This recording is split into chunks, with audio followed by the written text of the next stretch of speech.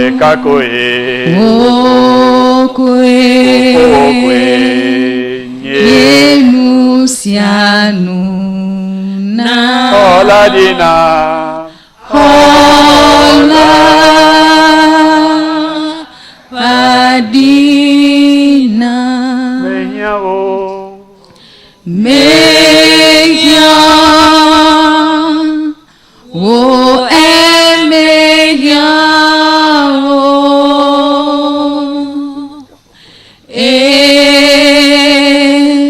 Siai Meya O Kwe Yenusianu na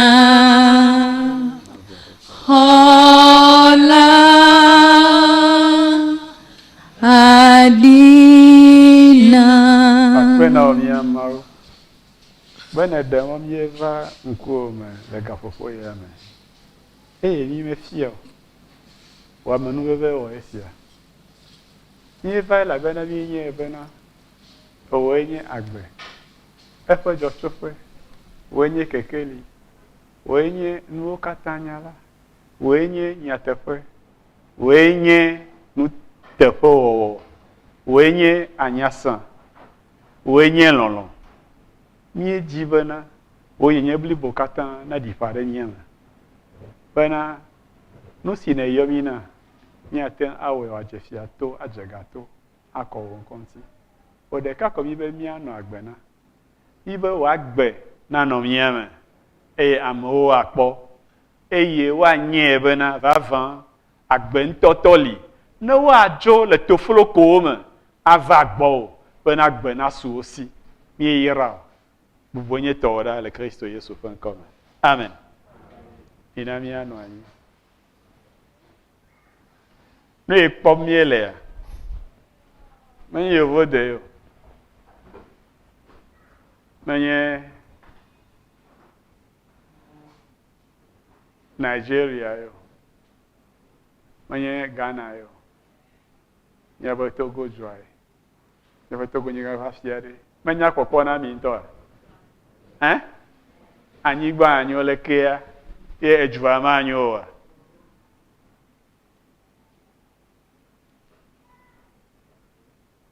ele nya novi nya nyi ha mo to fa hajigban le ame ha de le ojina fa nya de ba globe anyigba anyo nto ga kenugo ame o Amono breman le fie alo.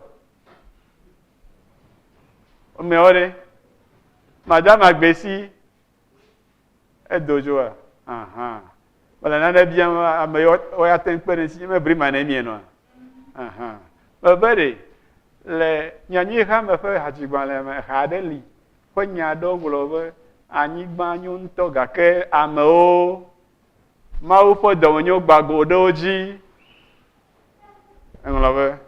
Le Grélandis fait oji le nuto maome anyigba ya nyung toga ke ame ogle ma u fa do me nyo gbago de ojijro ati plepe osubo o me nyama u allo no vreme nyanyi hame ya mapo Hallelujah. Leke anyigba anyo leke ejwa me anu alea. Egbe anu si mawe bogoji be aglo na nyenyewe gam sube mi aglo nyadi. Hallelujah. Bana yoba gam sube na aglo nyadi. Gam sube na aglo nyadi de wonto agbenti. Gama sube na glonya ida sro fa gbenti. Gama sube na glonya de vio fa gbenti. Gama sube na glonya di de o ha do la o fa gbenti. Gama sube na glonya di de aghama sila gakpe aji fa gbenti. Game sube na gblɔnya ɖe Kristo ƒe ŋuti la ŋuti. Game su be na gblɔnya ɖe Togo dukɔa ŋuti. Hallelujah. Abiam se be yemenye nyagblɔɖila o ɖe leke yewɔ ge ɖo hã. Alo? Menenema ya. Yemenye nyagblɔɖila, yemedo elãgbalẽ vo. Yemeɖuna agbɔgblɔmi o. Yemeɖuna bɔrɔbi o. Yeɖuna nuwo katã. Alo?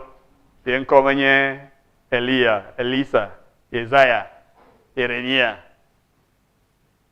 kple Yohanes Tideta na ame la. Gake le na wo be nagblɔ nya ɖi. Hallelujah. Le Petro ƒe agbalẽ gbãtɔ ta ne kpukui 11 me. Biblia be ne mía dome ame aɖe aƒo nu la, ele ne be wòaƒo nu abe Mawu le nya gblɔm. Minya Kristotɔwo ɖe. Woawo va zu nukpoluiƒolawo. No kpɔ ya hã wogblɔe, no kpɔ keme hã wogblɔe, no se nya ɖe le afi aɖe wogblɔe. Enya le teƒe o, mele teƒe o, meka o. Mawu mewɔ mí be míanɔ enu ko ƒom o. Minya, Mawu nya ame yi ɖeɖi mete na ŋuti o. Enya ame yi medɔna lɔ, enya ame yi medɔna kɔme.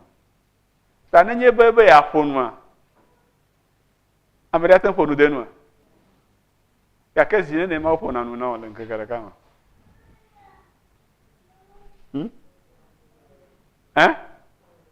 Na woa? Nyateƒe ya? Eƒona nu na zi geɖe wu ale yi efonye ƒona nu na wa. Mebe ɖe, eya ƒona nu na wo kabakaba wole ye fofonye ƒona nu na wa. Oya le gã danye. Mawu ƒona nu na wo kabakaba. Daga, ƒona nu na wo kabakaba. Mawu meƒona nu kabakaba. Mawu mewɔna nu kɔ. Meƒona nu kabakaba. Israel dukɔ nɔ anyi abe ƒe 400 Mawu megblɔ tete hã na wo. Ame ɖe ye li ma lɔ dɔm o. Ɖeɖi mete ŋuti o. Ate nɔ anyi keke blibo ɖeka maƒo nu ƒo o. Wa ƒe 400 megblɔ nya ɖeke na eƒe dukɔ. Ta ne enya ɖe nyi nya vevi yo hiã be wòagblɔe la, ekoe Mawu wɔa nu. Ta nenye be Petro le nu ƒom to Gbɔgbɔ Kɔkɔe la me le gbɔgblɔm na mí be nenye be ame aɖe aƒo nu le mía domea, eƒe nuƒo nenɔ abe Yehowa ƒe nya gbea, egɔme nye be ele be míalé be na míabe nuwo. Nkata wòle be wòle na míalé be na míaƒe nuwo. Elabena Biblia gblɔ be Biblia gblɔ be eku kple agbe le aɖe ƒe ŋusẽ me. Aɖewo ɖe ewuna enu, aɖewo egbɔ agbe enu, aɖewo egblẽa nu, aɖewo edzraa nu ɖo.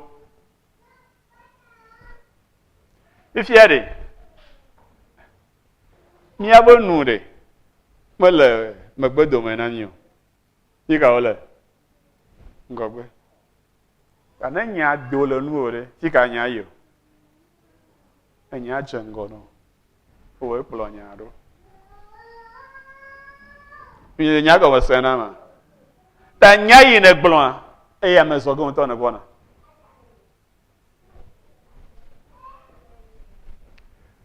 Ne be mekam krɔ. Meka o ɖe. Ne nɔ nenema. Meka ya va zɔ me. O ya va zɔ. Ye eke nu ko be enya me da hevi. Alo? Ame ɖe gblɔe kpɔa? Enye wɔ me nɔvi. Ame ɖe gblɔe kpɔa? Ame ɖe gblɔe kpɔ hã? Fine. Ome novi aten kpomo be enu ajejina ya. Ameda revi aten kpomo be enu ajejina ya. Isi e kenu le dokyo yombe ameda revi. E dokyo yombe ome novi. E ne va jido no to no be fe yo aten khena konye akpe o le tikukude. Mwenye ine glo ko explore. Ye me ko zomenele. Ta fa la chelo. Yikata minyena amere si amanyena ngo. Yikata minyena ngo. Enwo ya na nyire edoto megbo. Merko. Gake on te se na va doto megbo e. Ifie enu ilengo na onene glonya pakpelire me kawalo.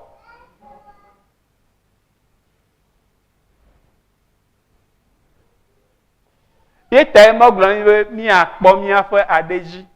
Ewo eto tu ade anti. Eta oji asrafo blaton vo vedadensi. Adwo. Jakene tu ade o. Enu ijro e ko na glo. Nu ye nto anya ba nyama nyo. Me ka me ji ba togo na nyo. Amene do sire ji ma po. Me nya ba te fe. Va nya yo na glo na cho togo ntire. Nga ko mele jo. Enya onyo a. Togo ya. Mama runya namla.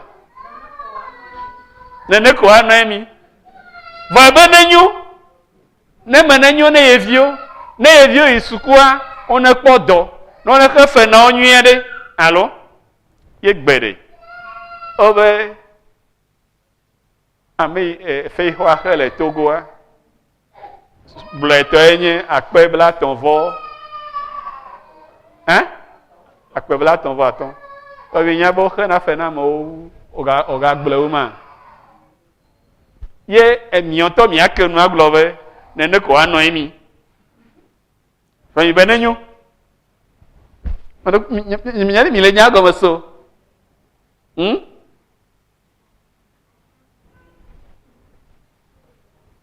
Elebe mi awon ko mi atro mi agblo mi abi de jukwanti.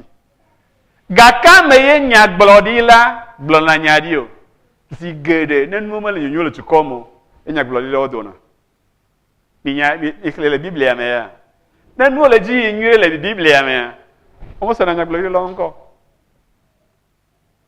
nenu le gbegble na juko atro me gbedo mawu na juko ale nu barawa nya gblodi la odona yo pona da gai me hemi le fisia ehia nyagbolo di ne di kekele anyi le tukome kama hia nyagbolo ilo kwe zodede ne yebe di kekegeda mo fa jime ne yebe di kekegede hame ele no be na segon be ehia be na yagbolo nyadi ne di kekegede wonto me kude wonto agbe onti kude wonto chome onti ya gbolo nyadi de wonto agbe onti gbolo nyadi de wonto vi onti Minya.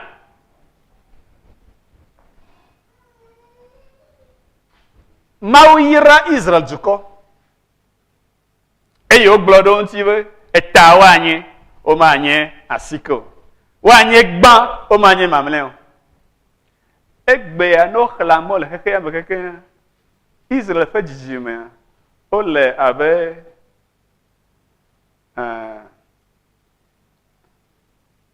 no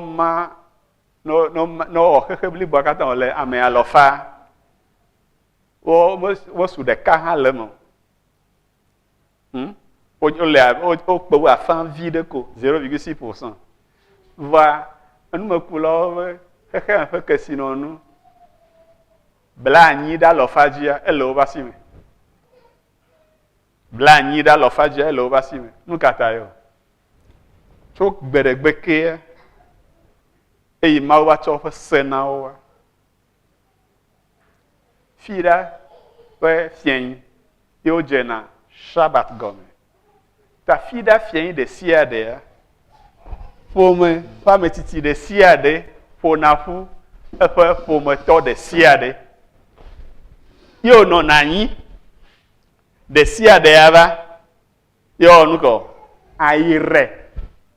Agblɔ yayira nyawo ɖe ŋuti le Shabbat ƒe gɔmedzedze me. Eye ne wogale Shabbat wu le fi ɖa, le nulia ge fie mea, agayira wo. Yayira nya ye ko wogblɔna ɖe wo ŋuti, ye ta ne kpɔ Biblia mea, akpɔ be Abraham eyira eƒe dzidzime. Akpɔ be Mose eyira Israel dukɔa. Akpɔ be Yosef yiratɔwo. Akpɔ be Yakob yiratɔwo. Woyirana. Meɖe kuku lo. Nyɔgblɔ be womewɔnɛ gbeɖegbe o. Vɔ eʋea ne ne va aƒeme ye kpɔ le. Be aƒea be tatɔ, tɔgbe gã, ayɔ viawo da ɖi ko ayra o. Ikpɔe. Nuka ye mi wɔnɔ? Nuka ye ƒe wɔnɔ?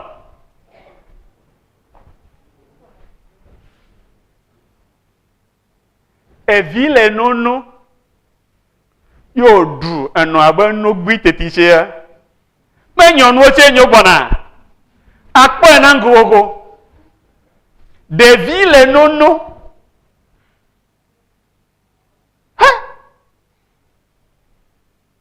Nyɔnu ayi kɔkɔli ta. Awɔ afɔ lɛ.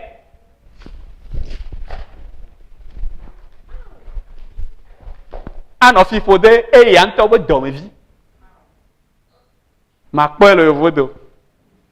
Afrika ko akpɔe le. Ele be miatrɔ le nene ƒe nyawo me. Nenye be enu wɔ nuku, enu wɔ va dukɔa mea, egɔme nye be ehia be Kristotɔwo agblɔ nya ɖi.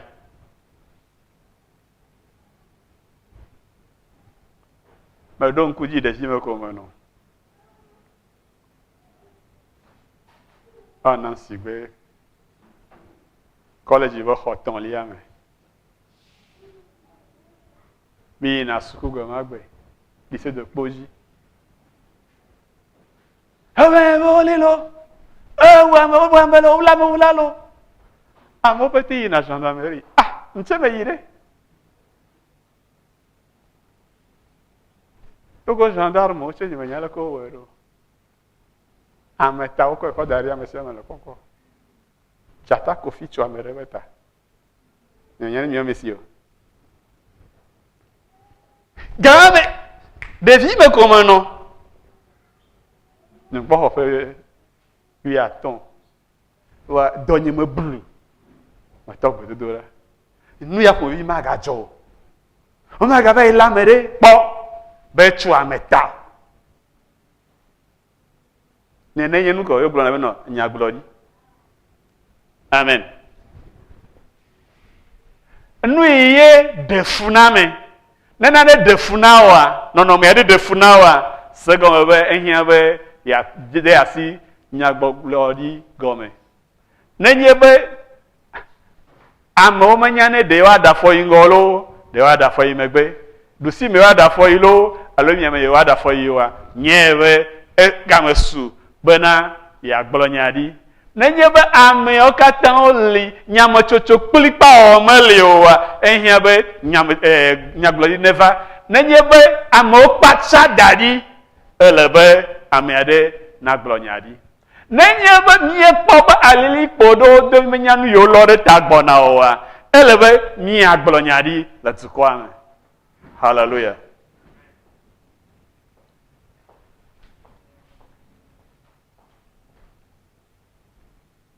Afi nate agblɔ nya ɖia, ele be nake wo nu. Alo? Tame ye ga sia game ye ake nu.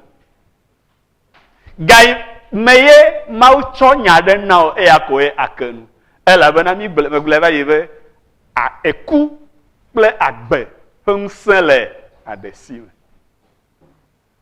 Eku kple agbe ƒe ŋusẽ le aɖesi me. Ne mi xlẽ Yeremia ƒe agbalẽ ta 8:8 lia, Et Jérémie no nya glori le dukɔ me e dukɔ me viwo melɔ nya yo ƒo vie Jérémie no gbɔgblɔ di ota o be mi va ne míayi e míawi kple míaƒe aɖe míawi kple míaƒe aɖewu na me aɖe gbɔ agbea me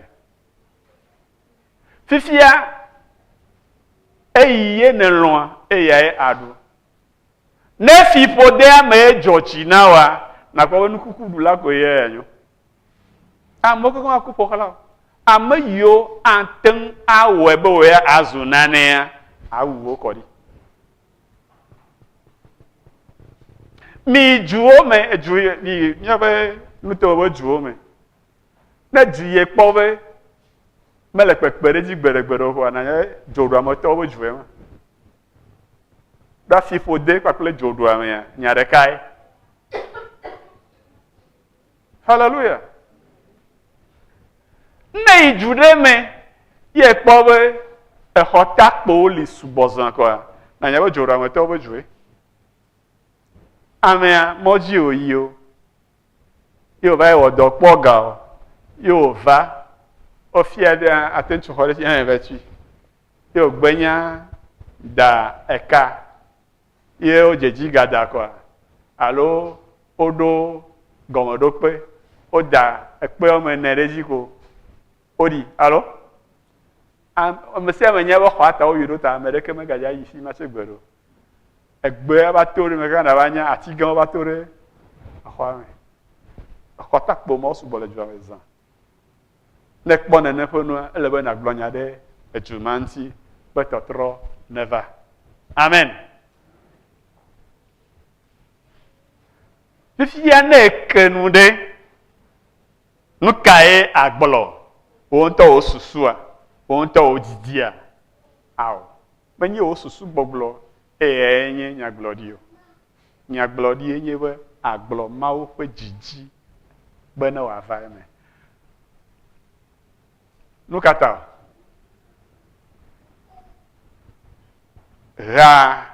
ɣenɔ gã gblɔ be Yehowa wo nya li ke le dziƒo yi ɖe mavɔmavɔ me nu yi Mawu ya gblɔ la nu kɔ eli ke eye nye psalmo ta 119 kpekpe blaenyi-vɔ 19 wo nya li ke le dziƒo yi ɖe mavɔmavɔ me ta wo ŋutɔ wo nya ɖe mele kpe ɖeka dzi o ta enyawo gbɔgblɔa mekua yi le adzɔkɔfi ŋuti o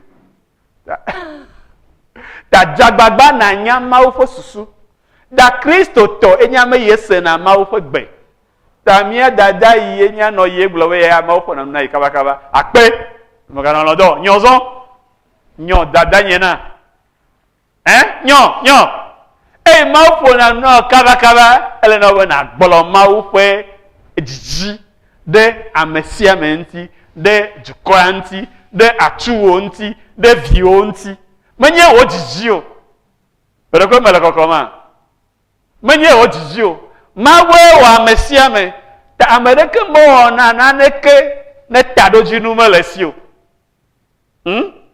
na ame ɖe le fɔ tso ye kpɔa efɔ ko tso le wɔ ya kpɔ menya nu katã le fɔa tso ɖo ɖohi ele fɔa tso ko be ne ate ŋu ƒabli ɖe fi ma eme kɔa ta ya fɔ ko tso le ɖohi ame aɖe le fɔ tso be yakɔ va yi tɔƒɔ kpatsa ne yakɔ ɖo ɖe yeƒe agbadɔ gɔme ame aɖe ya ebe yava yi lɔ ababe ne yasia koko ɖe dzi ame aɖe be yalɔ kusi ne yalɔ nu ɖe me ame aɖe be yalɔ xa ne yava yi ɖe akpa le tɔme ne yava yi dzra ne yava yi kplɔ ye vi le dɔ le yi kɔdzi ame aɖe be yalɔ agbadze meɖekui mi le kpɔa efɔ ko tso wo le ta Mawu yi wɔ amea taɖodzinu le si wòye ekpe be ame haleluya nyɔnu ɖo no gbe dzi nyɔnuvi no gbe nya kpɔ kɔa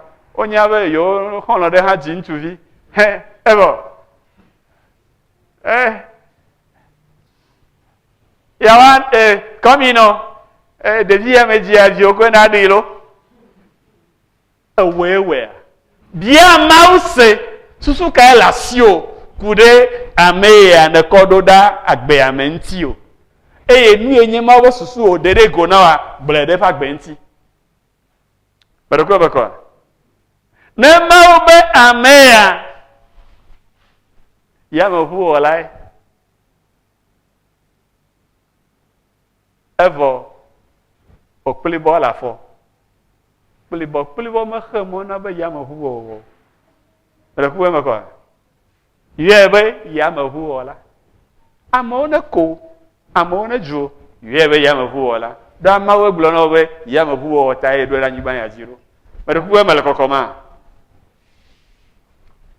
Yesaya tabla nevo ade kpukpui ewolia ebe yenye Yehowa amesi tokeke gomejeje ameke bloa enuo fonu eye to kaka blimake ye de agbefa nu si ogera ebe ye po tamadodo eyakoe avaime eyawo nu si ye po jijila godo tanenye be mawu eye to nyade nade de jiome be ya oge la atengble pakple kakadeji elabana godo ele oge amen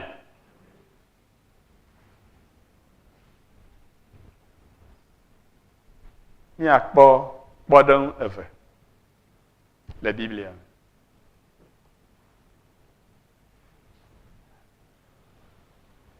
fiaope agbalan evelia etane tokuku wi enyi wi adrelia fia de mi edogo nyonu ade na mi khlicho bukpui ewolia la kuya Biblia na mi nyabe nyonu ade dojuma alomelefi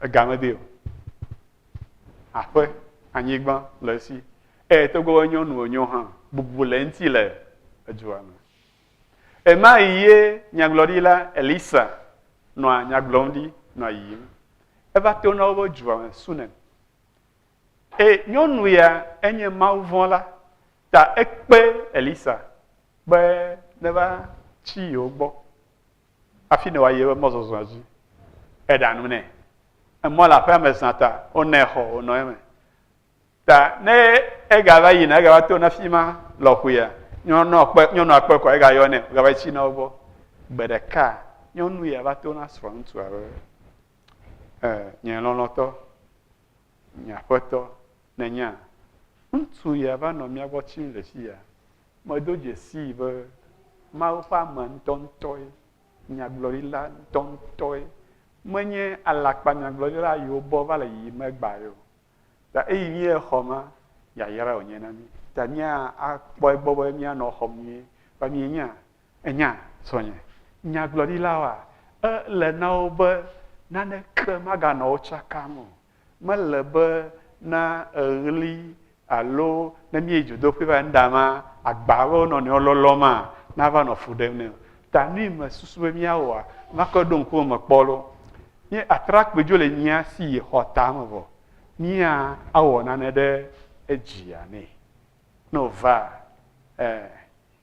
asana no si hodomu ina no si chile pe na no si nugodo yi pe na no esi fiye wa dengbele hananwe ni adakpolo zikpe nu hanyi okatan abachi nyi de mene so bo nyevelia nyanyire mana buli cho on to bono ma kona di dolo no ba on ocho no ko Elisa wana fima tin pa plepe asubola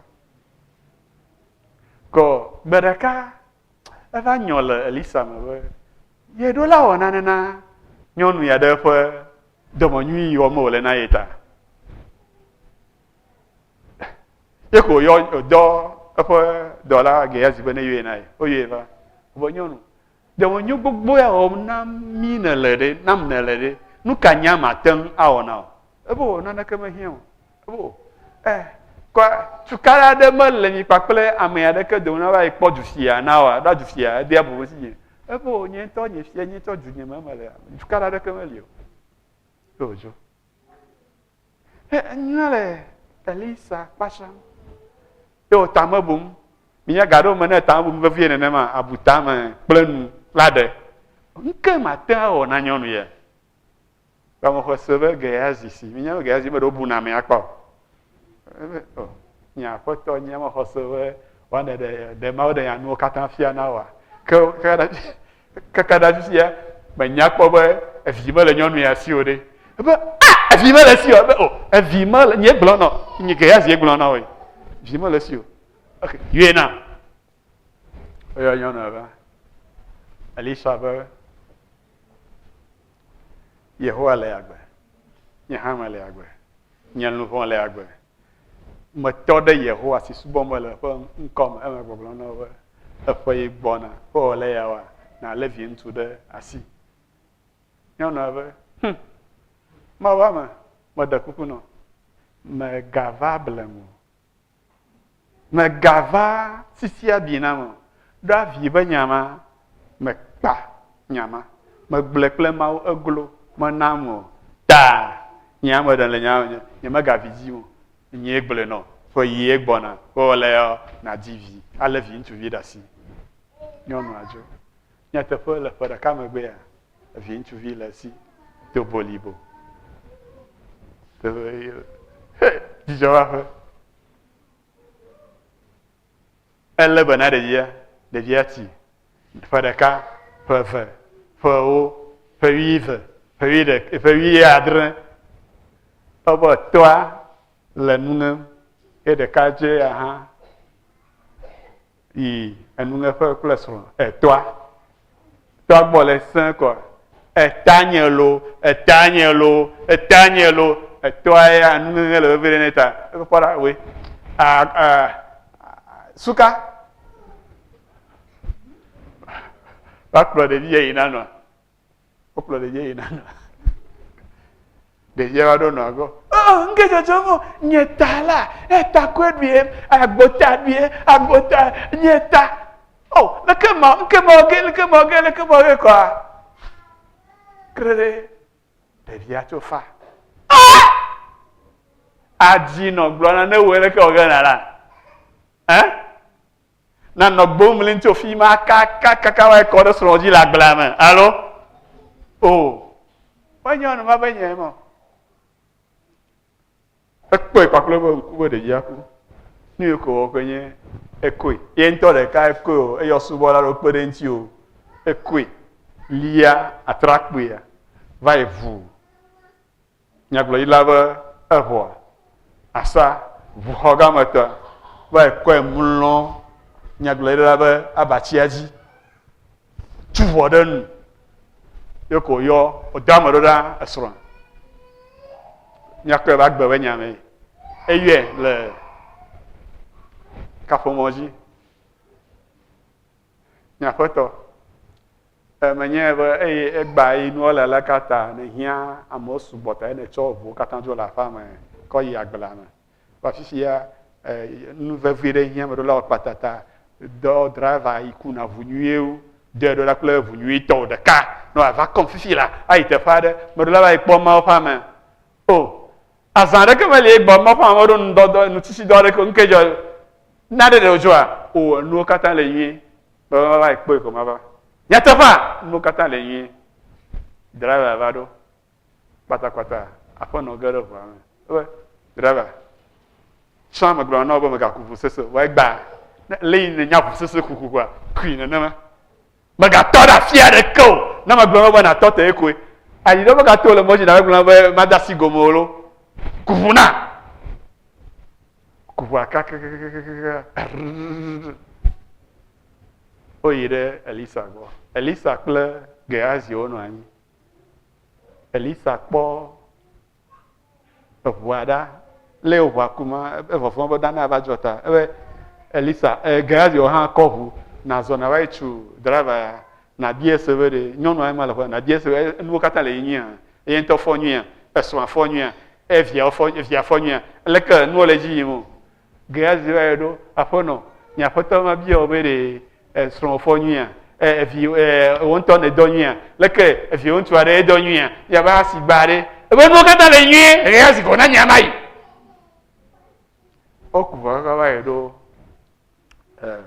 Elisa gbɔ nyɔnua do eye wògbe do xɔa eva yi ɖo Elisa kɔnu Gehazi ƒu du va nyɔte bi nya lé ye subɔla ɖo wɔna Elisa be ɖasi le nyɔnua ŋuti mekpɔe be veve helĩhelĩ le akɔdzi nɛ nya nuvevi aɖe dzɔ ɖe dzi va Yehowa meɖe fiam o ɖe Yehowa ɣlẽ ɖem edzi mana mianya be nyagblɔɖila menya na nu sia nu nu ye dzro Mawua ye wòɖena fia nyagblɔɖila yi dzroe ate ŋu ɖe koklo ƒe atɔ akɔ fia nyagblɔɖila ɖe aɖe eƒe afɔ afia bu aɖe eƒe eble afia bu aɖe eƒe ŋku afia bu ehiã ɖokuibɔbɔ afi nate va ƒoƒuwo katã ava nya be koklo be nyagblɔme Mawu le Elisa be ye nya be nane le nyɔnua wɔm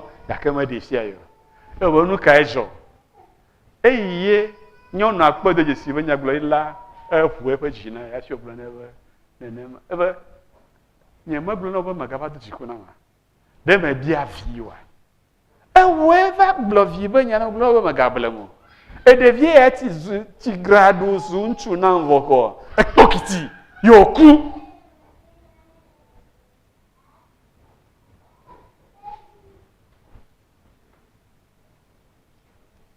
Elisa be Gehazi xɔ nye atizɔtia gopr na yi na be kɔe da ɖe ɖevia dzi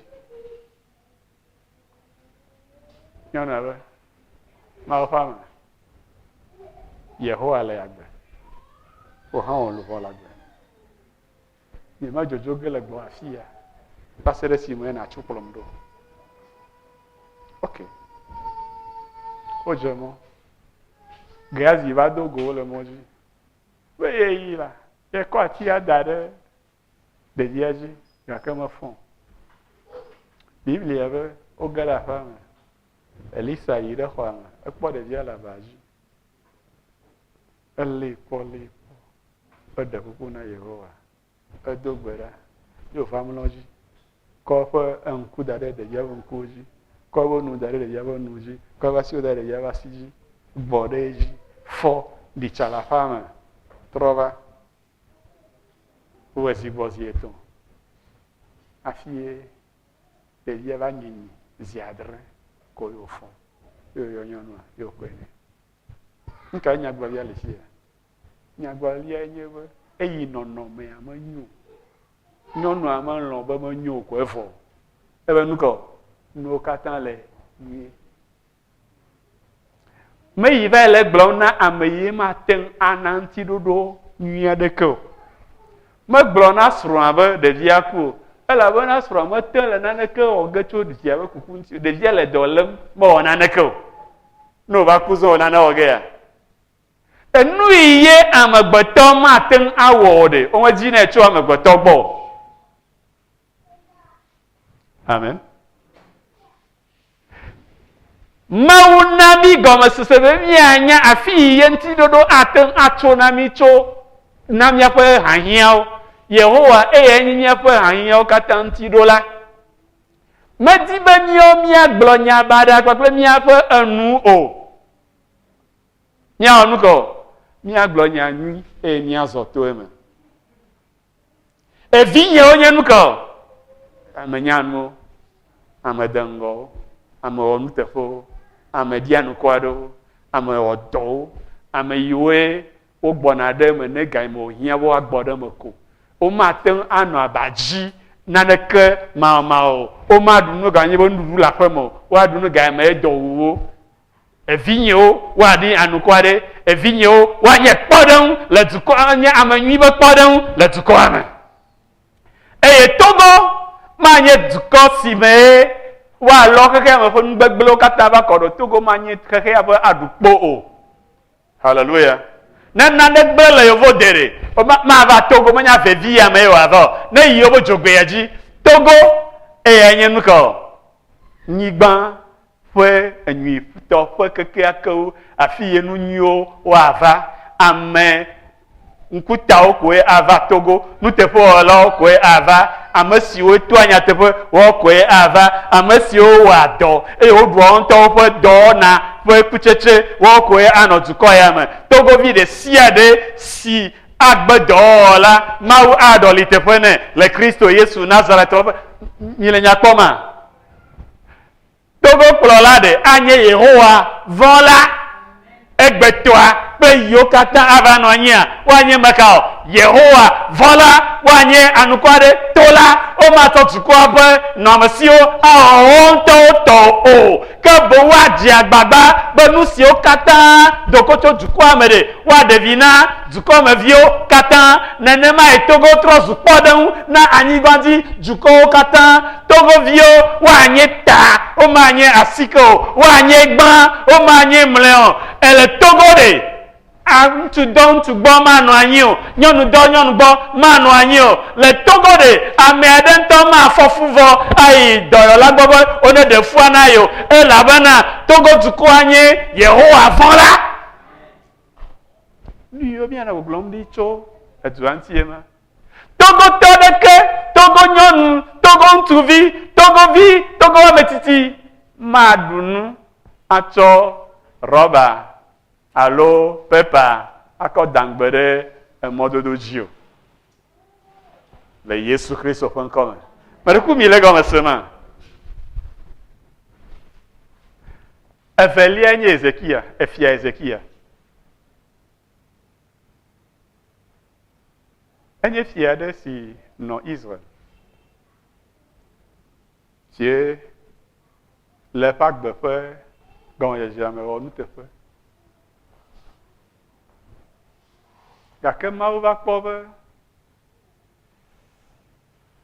ebe ŋgɔ mava nyo ye wòna wòle dɔ. Mawu ɖe mɔ wòle dɔ.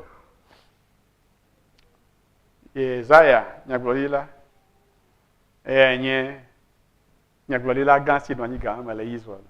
Eye ke nye dɔyɔla le fiasã me. Ta eva yi kpɔ nɛ, do agbe ɖa ɖe ta. Yɔ adɔ nɛ. Agbe ɖeka ko Mawu gadɔe ɖo la be ne yi ne va yi gblɔ na Ezekia be ne na ɖoɖo kpɔtɔewo eƒe aƒemenɔlawo katã, elabena me gagã ge le edɔ yi lém o le me la o. Ekuku ge. Ne wò nye dɔyɔla, va wo yɔyɔ gbãtɔ nye nyagblɔɖila, ne Mawu gblɔ na be ame ɖe kuku ge agayɔ dɔ nɛ. Ta gbemagbe yi Ezaya yia, me yia be dɔyɔla o, ɖeko yia be nyagblɔɖila. Fia la nɔ agbetegbe. Ale Yehowa gblɔ nye si. Fia Ezekia ɖɔ wo aƒe ɖo. Ɖoɖo mamlɛ siwo nate na wò aƒemetɔ na wo kaba, elabena mele agbe tsi ge o.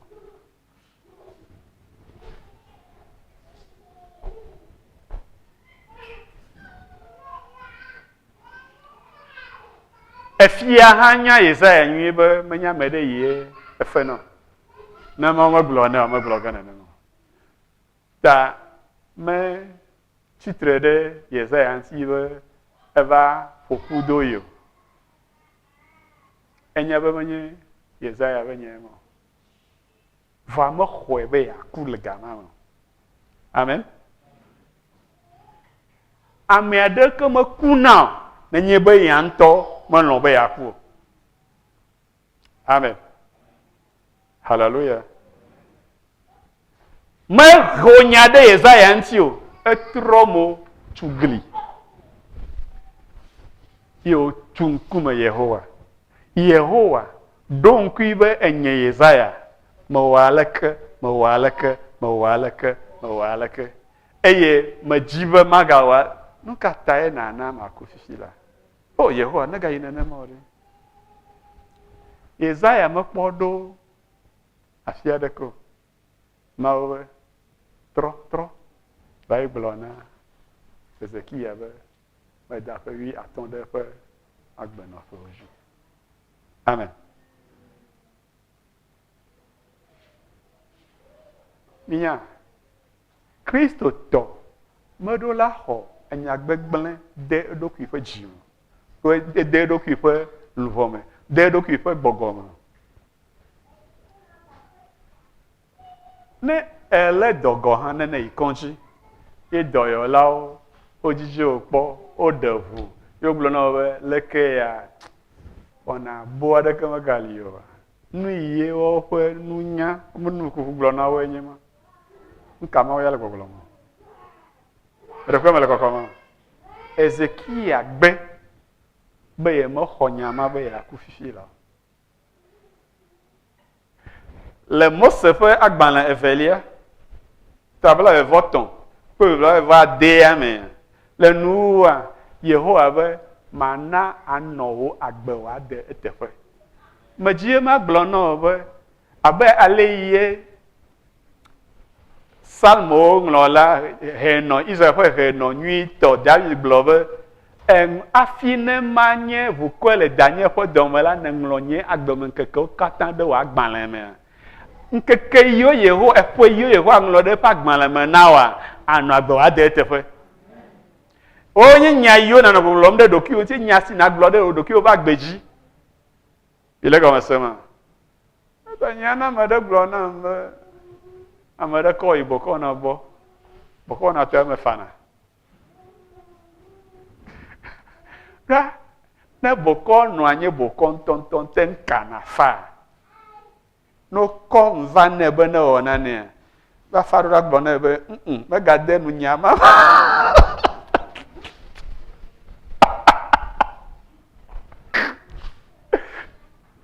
Alléluia. Daji papele boko mi mele efli de kamola. Obere amahawe de atejomere. Yo choflo na duna. Privi bela atobota. Ye mate de tejom, ye mate de makani jom, ye mate de blande jom, dajo jom wa choflo adu. Edo la gbe nyama ye melemo. Okay? Blona doku oba agbenofo yo katan le yesi le Yehowa fa agbanle ame ya no wa de tefe yenye ban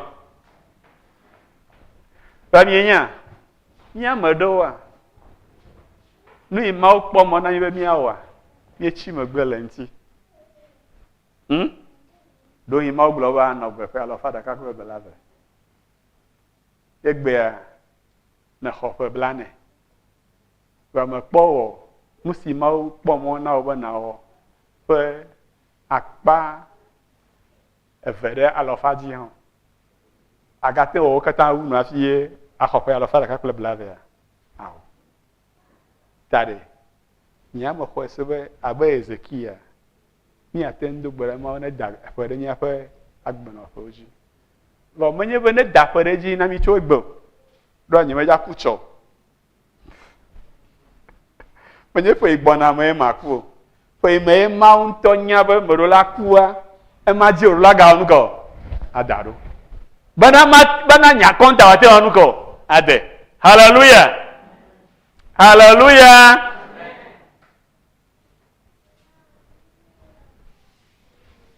if ye ne le ne ma nkata na ten akpo jo kato ko no vovom akpo jo to ko no vovom aje to ko no vovom mami si ko le vovom edasi ele vovom kokushi ele vovom komlashi ele vovom anani si ele vovom henga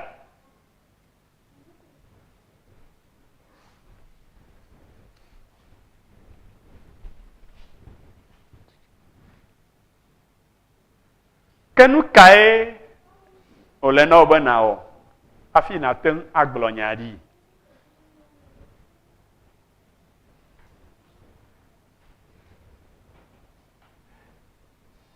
Yob fait agban la table avant eve ko la vo de kelia eve jehon lo play Yehowa ekema yu afa eye enu anje ejino amen